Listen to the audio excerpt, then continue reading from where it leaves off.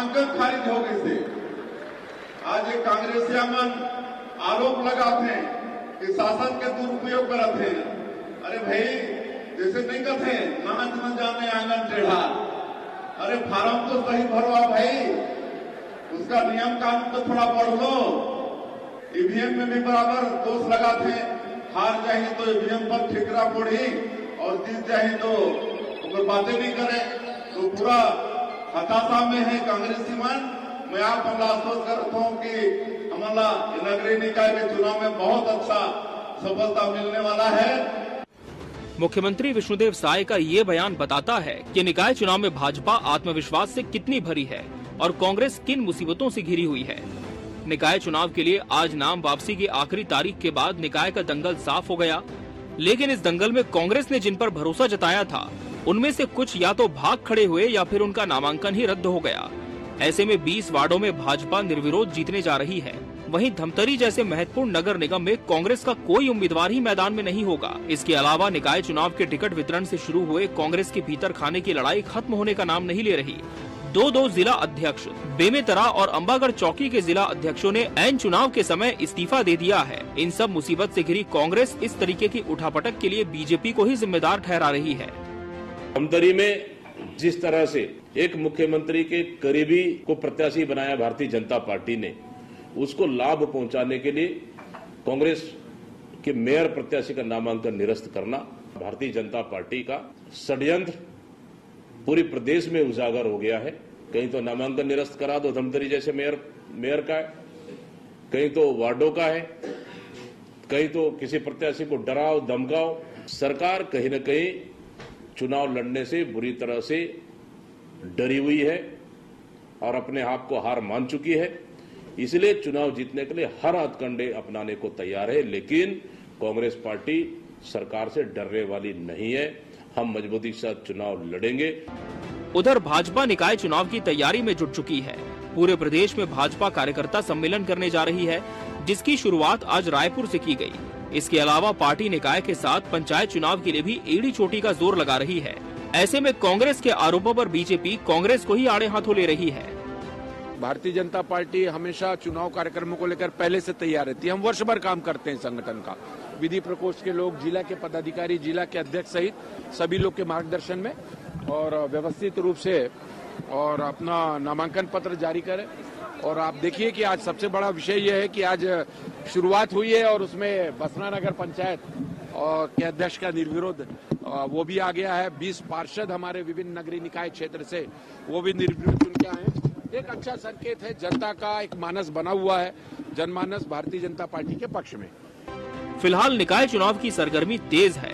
इस बीच केवल 9 दिन प्रचार के लिए मिलेंगे, इसलिए जनता को लुभाने का मौका कम है और प्रमुख विपक्षी दल कांग्रेस अपनी ही उलझन में ही अब तक उलझी हुई है, जो कांग्रेस की जीत में एक बड़ी बाधा बनकर सामने खड़ी है, जिसे पार पाए बिना ये मुकाबला जीतना मुश्किल है। Bureau report, TV 24 news.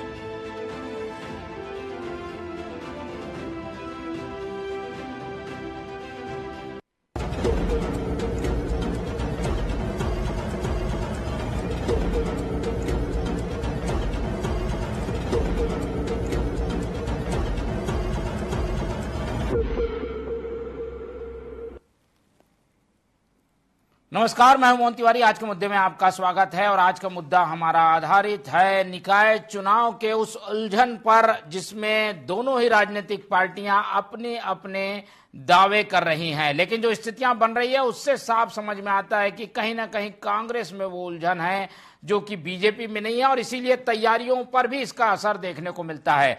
बहरहाल आज जो नामांकन है उसके नाम वापसी की आखिरी तारीख थी और उसके बाद जो तस्वीर सामने आई है उसमें 20 ऐसे वार्ड थे जहां पर निर्विरोध निर्वाचन हो रहा है, क्योंकि कांग्रेस के उम्मीदवार या फिर नामांकन ही जमा नहीं कर पाए या वो उन्होंने नामांकन से नाम वापस ले लिया। ऐसी स्थितियां क्यों हैं और कई बार जो अंदर की लड़ाई होती है उससे ही कांग्रेस निकल नहीं पाती, इसलिए तैयारियां शुरू नहीं कर पाती। वही कुछ देखने को मिल रहा है इस समय कांग्रेस में। ऐसे में कौन सी पार्टी कितनी तैयार है, इस पर बात करेंगे। पहले मिल लेते हैं उन मेहमानों से जो इस चर्चा में हमारे साथ रहेंगे। हम बहुत स्वागत करेंगे। हमारे साथ मौजूद है इस पूरे प्रकरण को राजनीतिक नजरिए से हमारे साथ शेयर करने के लिए वरिष्ठ पत्रकार नागेंद्र वर्मा जी, बहुत स्वागत है आपका। बीजेपी का पक्ष रखने के लिए हमारे साथ जुड़ रहे हैं वासु शर्मा जी, बहुत स्वागत है आपका। और कांग्रेस का पक्ष हमारे साथ रखेंगे कांग्रेस के प्रवक्ता अनिल चौहान जी, बहुत स्वागत है आपका। तो तीनों पार्टियां अपने अपने स्तर पर तैयार हैं, निर्दलीय भी ताल ठोक रहे हैं, लेकिन किसने कितनी तैयारी की है वो आज दिखा, क्योंकि बीजेपी कार्यकर्ता सम्मेलन आयोजित कर के अब आगे की तैयारी में जुट गई है। वहीं कांग्रेस अभी तक इसी उधेड़-बुन में थी कि उनके उम्मीदवार नाम वापस ना लें, उनका बी फॉर्म जमा हो जाए, और इसीलिए 20 जगह पर ऐसी स्थिति है कि वहां पर उम्मीदवार ही कांग्रेस के खड़े नहीं रहेंगे। अब यह स्थिति क्यों बनी है, एक एक करके प्रतिक्रियाएं ले लेते हैं। बीजेपी को हालांकि कांग्रेस जिम्मेदार ठहराती है। पहले अनिल जी के पास ही चलते हैं। अनिल जी, जैसा कि हम बता रहे हैं कि 20 वार्ड हैं ऐसे जहां पर कांग्रेस के उम्मीदवार नहीं रहेंगे पूरे प्रदेश में, और एक तो नगर निगम ही है जहां पर उम्मीदवार जो है उसका नामांकन ही खारिज हो गया। क्या कहेंगे, कहीं कोई चूक रह गई क्या कांग्रेस की अंदर स्तर पर?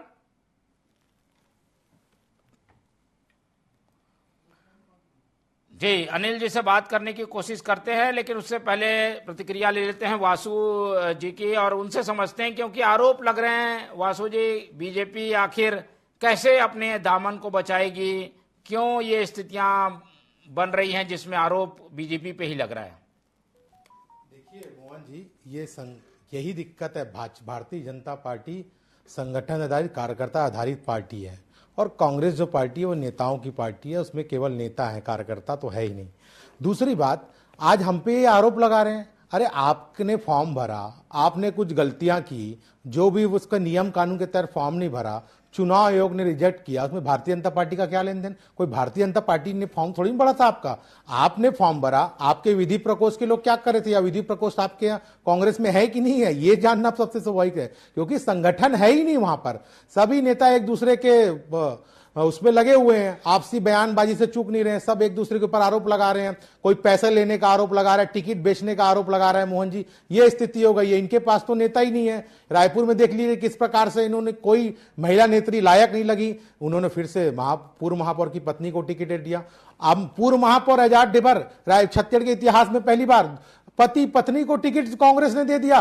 इन्हें कांग्रेस के पास इतने कार्यकर्ताओं की कमी हो गई है कि ये पूरा परिवारवाद कांग्रेस चला रही है। छत्तीसगढ़ की जनता देख रही है। अभी जैसे हमारे प्रदेश अध्यक्ष जी बताया, हमने 20 वार्डों में निर्विरोध चुनाव जीत गया, जैसे बसना नगर पंचायत और धमतरी की बात हो रही है। भारतीय जनता पार्टी ने अपना पूरे व्यवस्था के साथ, अपने विधि प्रकोष्ठ के टीम के साथ फॉर्म भरा है, हमारे सारे प्रत्याशियों ने, और इसकी पूरी मॉनिटरिंग होती है। जी बिल्कुल लगातार इसमें निश्चित तौर पे हमारे सारे टीम देखते हैं कि फॉर्म, ये 20 वार्डों में निर्विरोध निर्वाचन हो रहा है, तो कांग्रेस के उम्मीदवार ने नाम वापस ले लिया, अब इसके पीछे कौन है? अब क्या कहीं बीजेपी की अदृश्य ताकत है क्या? देखिए, हो सकता है वो कांग्रेस के प्रत्याशी पहले समझ गए हो, मैदान में उतरने से पहले समझ गए हो कि कहीं ना कहीं हार सामने दिख रही है। ये कांग्रेस भी जानती है कि कहीं ना कहीं मैदान पे वो है ही नहीं, हवाई बातें चल रही है, संगठन पूरी तरीके से उलझा हुआ है, इनकी टीम तैयार हुई ही नहीं है। हमारी तो टीम तैयार है, संचालन समिति बन गई है। आपने जैसे कहा कि आज हमने कार्यकर्ता सम्मेलन चालू कर दिया है, सारे जगह में कार्यकर्ता सम्मेलन होगा, हमारी टीम बूथों तक उतर गई है। इनके पास अभी तक लड़ाई झगड़ा चल रहा है। इनके यहाँ मोहन जी देखिए, पिछले 4 MIC मेंबर निर्दलीय फॉर्म भर चुके हैं, उनको तक मनाने के लिए इनके पास टाइम नहीं है। और क्या हो सकता है, कैसी राजनीति है चल रही है यहाँ पर कांग्रेस की, तो ये जाने। भारतीय जनता पार्टी अपने कामों के आधार पर, और 5 साल, पिछले 5 साल रायपुर में, 15 साल रायपुर में, पूरे 5 साल छत्तीसगढ़ में जो कांग्रेस के मेयर का कब्जा रहा, उनकी नाकामी, उनका भ्रष्टाचार उजागर करने के लिए भारतीय जनता पार्टी मैदान पे है। उनके कामों को बताएगी जनता को, और इस बार निश्चित रूप से भारतीय जनता पार्टी के 1 साल की सुशासन को, सरकार को जनता वोट करेगी, और हमारे सारे महापौर नगरीय निकाय में कमल का फूल इस बार खिलने वाला है। ठीक है, तो ये कांग्रेस के आरोपों पर जवाब था वासु शर्मा जी बीजेपी का, लेकिन स्थितियां जो बनी हुई हैं वो क्यों बनी हुई हैं और प्रदेश स्तर पर क्या स्थितियां हैं वो हम कांग्रेस से भी जानने की कोशिश करेंगे। अनिल चौहान से बात करने के बाद पहले चलते हैं नागेंद्र वर्मा जी से समझते हैं। नागेंद्र जी, ये इस तरीके के प्रकरण निकाय चुनाव में कई होते हैं कि भाई नाम ही नहीं जमा किया या चुपचाप चोरी छुपे पहुंचकर उम्मीदवार ने नाम वापस ले लिया, 20 वार्ड ऐसे हो गए हैं, 2 जिला अध्यक्ष नाराज हो गए हैं। ये सब स्थितियां कांग्रेस में ज्यादा है, बीजेपी में नहीं है। तो इसका क्या फायदा नुकसान पार्टियों को भी हो रहा है? देखिए, हर पार्टी में कार्यकर्ता जो है वो उम्मीद लगा के रखता है कि उसको अवसर मिले। अब किसी पार्टी में ये चीजें, नाराजगी जो है सतह पे उभर के आ जाती है और कहीं पर ये जो है अनुशासन के दायरे में वो चीजें दबी रहती है, लेकिन असंतोष तो रहता ही है। और ऐसे प्रकरणों में हम देख रहे हैं कि जब कोशिश करता है कार्यकर्ता कि वो चुनाव लड़ेगा और वो अपनी उम्मीदवारी पेश करता है, और जब उसको अवसर नहीं मिलता तो जाहिर है वो निर्दलीय के तौर पे आता है। और दूसरी तरफ ऐसी परिस्थिति जब बनती है और कोई कार्यकर्ता जिस अनायास उसका नाम पार्टी ने उठा दिया और उसको टिकट दे दी और उसको लगता है कि वो एक मजबूत कैंडिडेट नहीं है, क्योंकि उसके ही पार्टी का एक सक्षम व्यक्ति निर्दलीय खड़ा है और इधर एक दूसरी पार्टी का व्यक्ति जो है वो भी दमदार है, तो वो अपने को बीच में पाके कई बार मुझे लगता है निरीह स्थिति में होता है और वो इसलिए भी उसमें पूरी इच्छा से जुट नहीं पाता चुनाव की प्रक्रिया में। ऐसी भी परिस्थितियां बन जाती है। और अभी हम लगातार देख रहे हैं कि इस चुनाव में बीजेपी जो है लगातार जीत जो आ रही है कि उन्होंने लोकसभा जीता, विधानसभा जीता, और अभी कार्यकर्ता उत्साह से नगरीय निकाय, नगर पंचायत, इसके चुनाव में भी पूरे दमखम से तैयारी कर रहे हैं। नेताओं की भी बातें हैं कि भाई हम ट्रिपल इंजन जनता के लिए लाएंगे विकास के मुद्दे पे। दूसरी तरफ कांग्रेस के कार्यकर्ता जो हैं वो लगातार, मुझे लगता है कि हताशा उनके अंदर आ रही है। वो लगातार 2 चुनाव हारे हैं, उसके बाद तीसरे में उनकी बड़ी उम्मीद जो थी कि इस बार नए चेहरे आएंगे, तो वो ऐसा दिख नहीं रहा है। तो संभवतः मुझे लगता है कि ये परिस्थितियां जो बनी है वो कहीं ना कहीं इस तरीके का सिनेरियो बना रही है। जी बिल्कुल। और इसी उलझन से जो निकल पाएगा वही जीत हासिल कर पाएगा।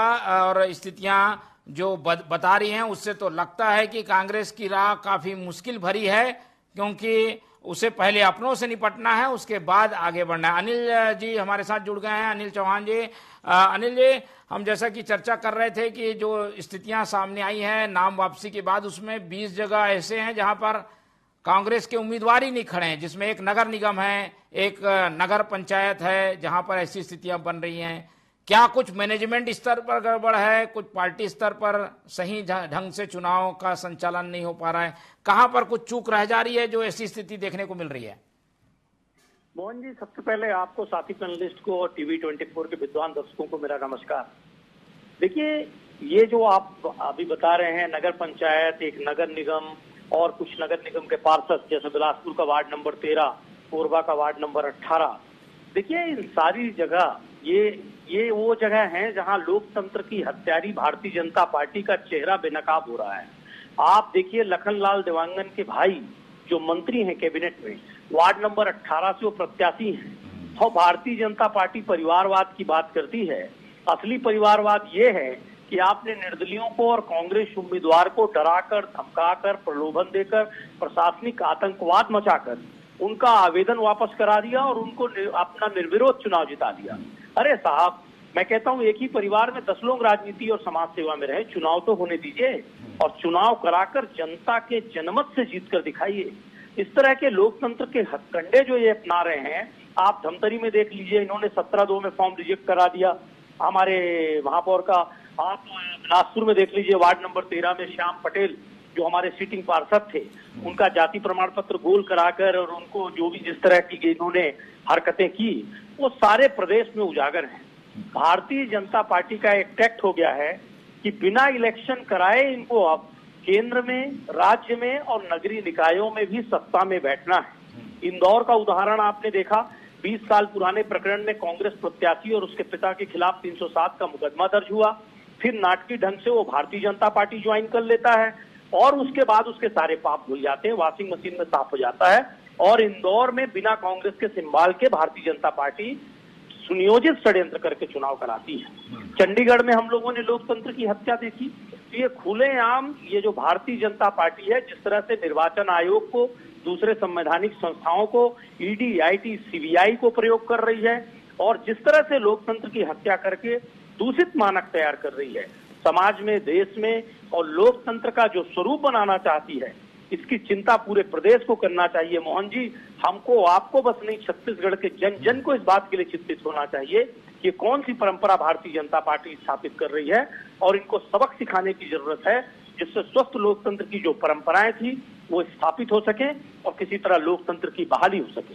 ठीक है, चलिए, लोकतंत्र खतरे में है। एक बार फिर से इस तरीके के बयान हवा में तैर रहे हैं और इस तरीके के बयानों को बीजेपी कई बार झेल चुकी है। अब इस तरीके के प्रकरण फिर से बता रहे हैं कि भाई कहीं ना कहीं बीजेपी का हाथ है इस तरीके की चीजों में। देखिए मोहन जी, लोकतंत्र खतरे में तब क्यों नहीं आता जब जनता से इन्होंने अधिकार छीन लिया था वोट देने का, तब लोकतंत्र खतरे में नहीं आता। अगर भारतीय जनता पार्टी को चुनाव से डर लगता तो कांग्रेस पार्टी टाइप का हम तो पार्षद के थ्रू मेयर चुनते ना। हम तो जनता को अधिकार दे रहे हैं और हम तो काम के आधार पर जा रहे हैं जनता के बीच में। आपके पास मुद्दे नहीं है, पार्टी को संभालने के लिए आपके पास संगठन नहीं है, इसमें भारतीय जनता पार्टी क्या करेगी? आपके नेता फॉर्म ढंग से भर नहीं पा रहे हैं और रिजेक्ट हो जा रहा है। धमतरी की यहां तक बात है भैया, कोई भी अगर प्रत्याशी है उसको एनओसी लेना पड़ता है, किसी काम का एनओसी नहीं लिया, फॉर्म ऐसी जमा कर दिया, रिजेक्ट हो गया, उसमें भारतीय जनता पार्टी क्या करेगी? आपके नेता और वहां के जो आपकी कमेटी थी, 20 वार्डों में ऐसा कैसे हो सकता है? जो अधिकृत उम्मीदवार है वो भी वापस ले रहे हैं। बिलासपुर में ऐसे उदाहरण है, रायगढ़ में ऐसे उदाहरण देखने को मिले। अब ये तो मोहन जी, ये तो वो जानेंगे क्यों वापस ले रहे हैं। हम तो, हमारा प्रत्याशी तो मजबूती से खड़ा है। अब कांग्रेस को समझना है कि उनके प्रत्याशी क्यों भाग रहे हैं। कहीं ना कहीं उनको डर लग गया है कि समझ गए धरती जर में कांग्रेस की समाप्ति की ओर है और भारतीय जनता पार्टी लगातार मजबूत स्थिति में है। आपने देखा होगा हमने विधानसभा में कैसे चुनाव जीता, लोकसभा में 11 में से 10 सीट जीता, उपचुनाव हुआ तब जीता। तो कहीं ना कहीं कांग्रेस में बौखलाहट है। कांग्रेस के अंदर तो लोग टिकट बेचने का आरोप लगा रहे हैं। अरे हम नहीं, इनके पूर्व विधायक लगा रहे हैं। कोरबा के एक नेता आके कांग्रेस कार्यालय में कितना हंगामा किए, ये सब ने देखा है। और परिवारवाद का आरोप तो सही है, ऐसे इतिहास में कभी किसी ने नहीं देखा होगा कि पति और पत्नी को भी पार्टी एक साथ टिकट देती है। वो उदाहरण भी रायपुर ने देखा है। इसलिए आरोप कांग्रेस पार्टी पे लगते हैं। तो छत्तीसगढ़ जनता ये सब देख रही है। समय आने दीजिए, 11 तारीख को और 15 तारीख को देख लीजिएगा मोहन जी, इस बार सारे नगर निगमों से कांग्रेस का सफाया होने वाला है। चलिए चौहान जी, कई बार ये कहावत आपने भी सुनी होगी कि अपना सिक्का ही खोटा है तो कोई किसी को क्या दोष दे। बाकी वार्डों में जो स्थिति है, 20 वार्ड का जैसे हम बता रहे हैं, आप लोगों के लोग ही जाके वापस ले आए, इसके लिए किसी को कैसे दोष दिया जा सकता? आपने तो अधिकृत उम्मीदवार बनाया पर उसने वापस ले लिया, तो इसमें बीजेपी क्या करेगी? देखिए मोहन जी, एक बहुत मैं पहले पॉइंट से शुरू करूंगा।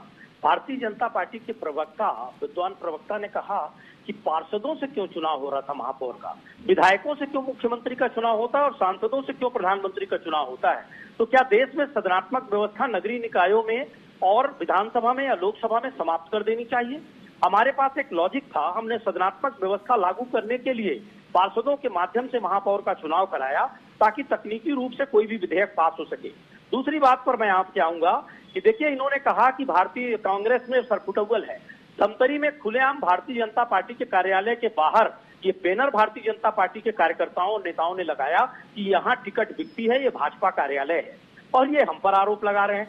दूसरी बात देखिए, प्रशासनिक अधिकारियों पर दबाव डलवाकर और प्रशासनिक अधिकारियों के माध्यम से आम लोगों पर, जनप्रतिनिधियों पर दबाव डालकर ये लगातार नाम वापसी या लगातार फॉर्म रिजेक्शन की जो कार्यवाही कर रहे हैं, तो भारतीय जनता पार्टी के एक भी नेता का फॉर्म रिजेक्ट क्यों नहीं होता?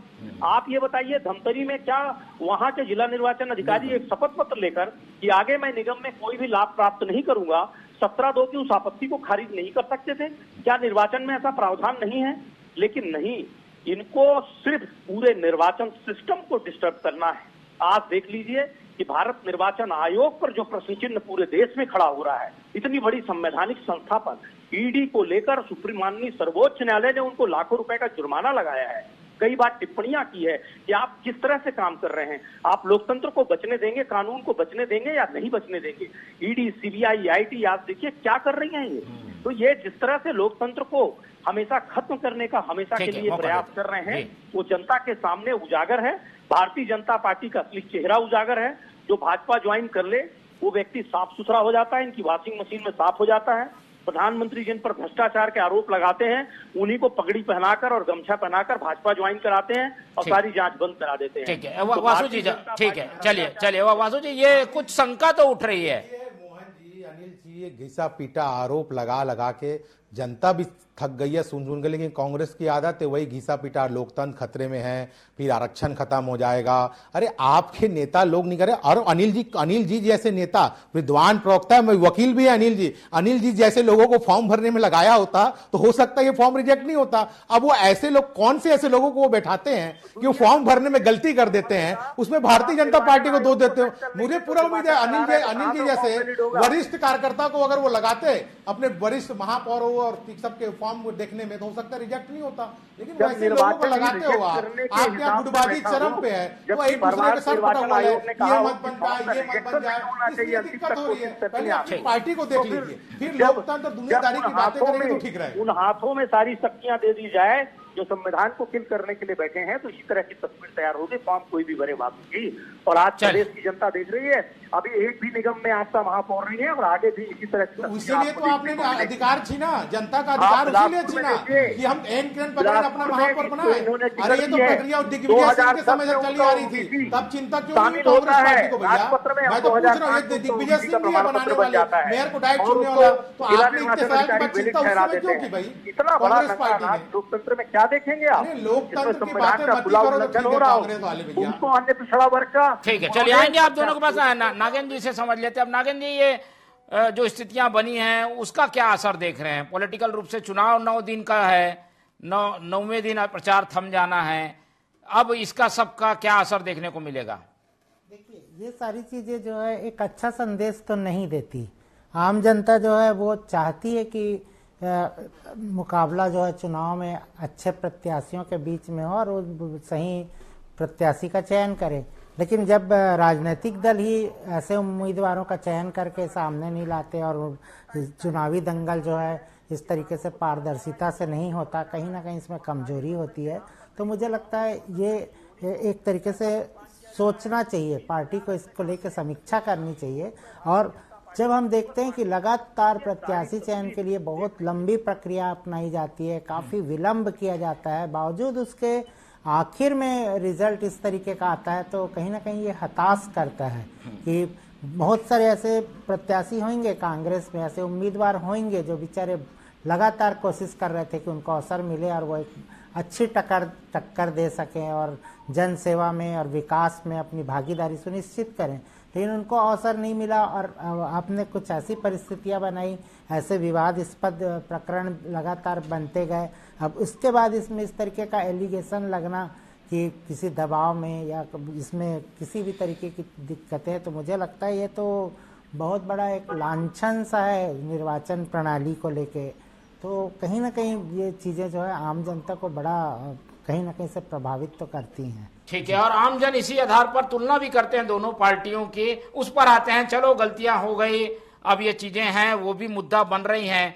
क्या इसका लाभ एक क्या कहें जनता में मुद्दा बनाने की कोशिश होगी? चौहान जी पहले, चौहान जी क्या इसे मुद्दा बनाकर आप लोग जाएंगे लोगों के बीच?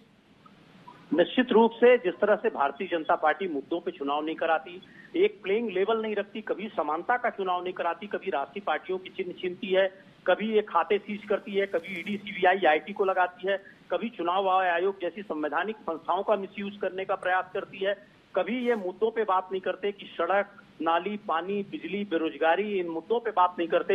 ये धर्म और कभी धार्मिक उन्माद, कभी जाति नफरत, कभी आगजनी, और जिस तरह से पूरे प्रदेश में आज कुशासन है, जिस तरह से चारों तरफ आप देखिए अराजकता का वातावरण है, एसपी कलेक्टर के कार्यालय जल रहे हैं।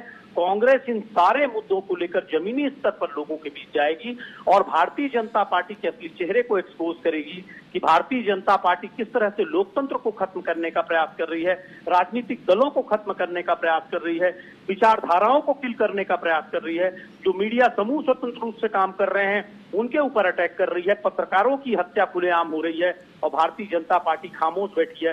तो इन सारी बातों को लेकर हम जनता के बीच जाएंगे और निश्चित रूप से भारतीय जनता पार्टी का चेहरा जब जनता के बीच आएगा, तो जनता को इन्होंने धर्म और बाकी अफीम चटाकर खूब अपना वोट बनाने का काम कर लिया।